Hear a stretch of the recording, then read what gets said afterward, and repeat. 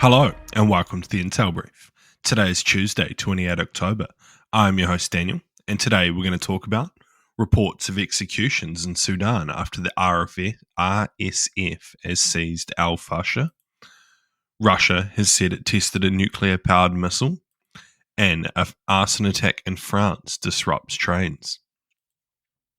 So firstly, the United Nations Human Rights Organization has said it received multiple alarming reports that the Paramilitary Rapid Support Forces, or RSF, are carrying out atrocities, including summary executions in el-Fasher and other regions in Darfur. The OCHR said that unarmed men and civilians trying to flee were among those killed, with incidents of ethnic motivations for executions. In a statement released on Monday, Germany is among those calling for the immediate end to the violence in el-Fasher, which was seized by the RSF on Sunday after some 18 months of siege. As RSF fighters control large parts of the city in Sudan, we urge those responsible to stop all violence against civilians trapped in the city, the German Foreign Office said late on Monday night. So what? Firstly, this conflict in Sudan is like one of the least reported that there really is. And for how brutal it is, it really should get more attention on the international stage. It just kind of gets pushed out by, the conflict in Ukraine and tensions in Asia. So it's pretty crazy.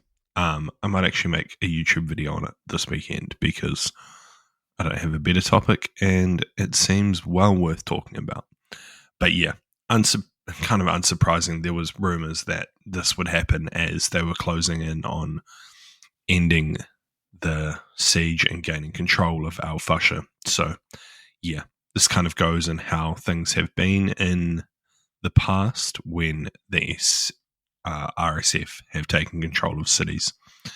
So yeah, sadly unsurprising, but very brutal and horrific nonetheless.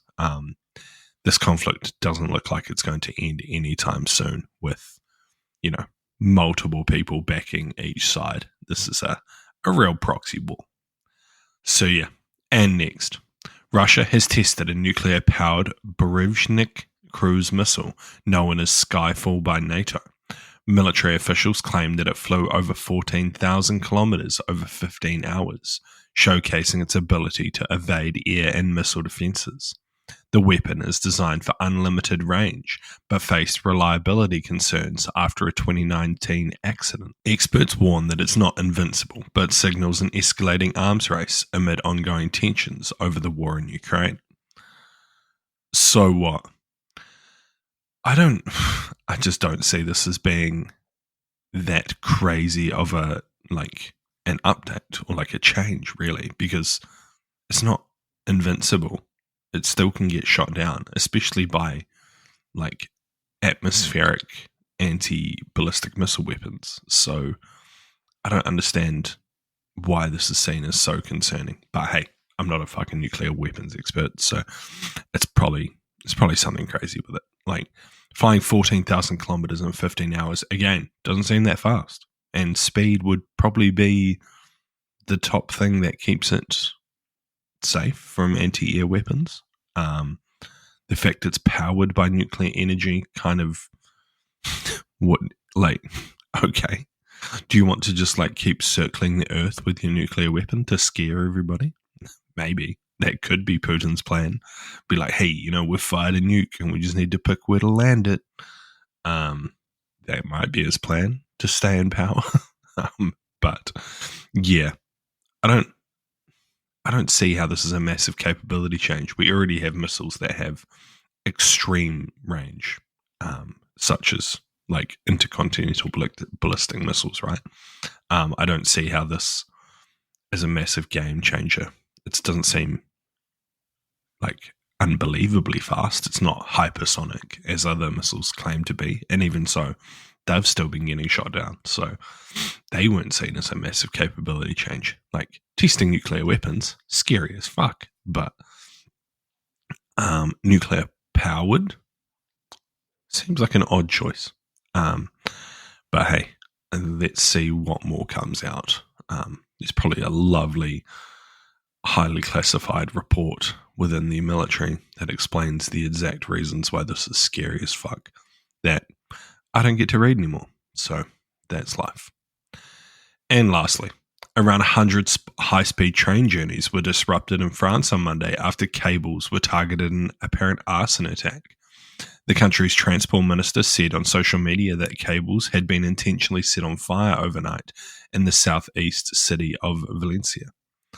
The incident has affected France's most heavily frequented main train lines, connecting Paris to the southern port city of Marseille. Marseille? Fuck knows. National rail operator SNCF said that 16 cables had to be replaced across the stretch of line measuring around 25 metres, and that regular services would likely not be fully restored until Tuesday morning. So what? I mean, I know who I'm going to point the finger at. This seems highly likely to be the actions of someone acting on behalf of a foreign intelligence agency, whether that be Russia itself or Iran acting on behalf of Russia, or in the interests of Russia at least, is unknown. But yeah, this seems highly likely to just be more grey zone. Just more grey zone operations. Like, unfortunately, it's becoming just par for the course at this point. You know, random fires, things being sabotaged. It's almost scary how desensitized we are becoming to this. While it's unlikely that anyone will be caught, and even if they are caught, like, does it matter? These are probably just like low-level criminals hired by Russian intelligence and told exactly where to go and what to do. Like, that's the most likely scenario that I see for this incident. Like, this is a very specific thing to burn, right? It's not just some random kids doing it by accident. This person knew exactly where to set on fire to disrupt, like, extremely important train lines. So yeah, seems highly likely to be Russia. What are we going to do about it? Nothing, probably, because that's the beauty of grey zone. It's impossible to prove it was Russia. It's extremely hard to stop because you can't guard like thousands of miles of train line or like all of your critical infrastructure at once. So yeah, I don't know, extremely difficult, but we can make a pretty good assessment on who did it. Anyway, that's been your Intel Brief. I've been your host, Daniel, and I'll see you again tomorrow. See you!